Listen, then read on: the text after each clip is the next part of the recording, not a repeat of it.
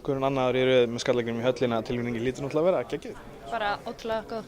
Það er náttúrulega forréttindi að fá að spila í höllinni og með heimaleginu sínu að það gerist bara ekki betra.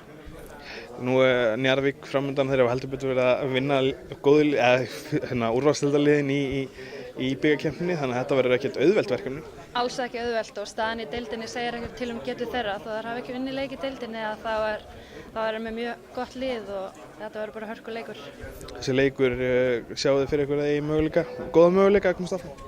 Já, við ætlum okkur áfram en fyrst og fremst ætlum við náttúrulega bara að hafa gaman og njóta og gera okkar besta. Við ætlum okkur áfram. Staðan á liðinu, nú Sigrún, hvernig er einhver möguleiki hún verið með? Sko, með hverjum deginum sem líður og það verður hún betri og betri og við þurfum á henni að halda. En hún er bara að bíða eftir grænu ljósi og er bara full að vinna með sjúkraþjálfara og bara vonandi. Hún er með annan atvinnumann komin inn í liðið sem verður væntanlega með ykkur. Hún gefur ykkur ansi mikið bæði reynslu og náttúrulega frábæra körfubolta. Já, ótrúlega góð og stór leikmaður og kann mjög mikið og á eftir að hjálpa okkur. Borgnesingarnir, fjósamennir, þau eru væntanlega búin að kynna eitthvað í þeim að mæta? Já, við viljum fá eins stemminguna sem var í fyrra. Það var bara, ég fæ gæsahúð þegar ég labbaði inn á völlinn. Og stóri draumurinn væntanlega að fá að lyfta stóra bikarnum þessum bikar í þessari treyju? Já, algjörlega.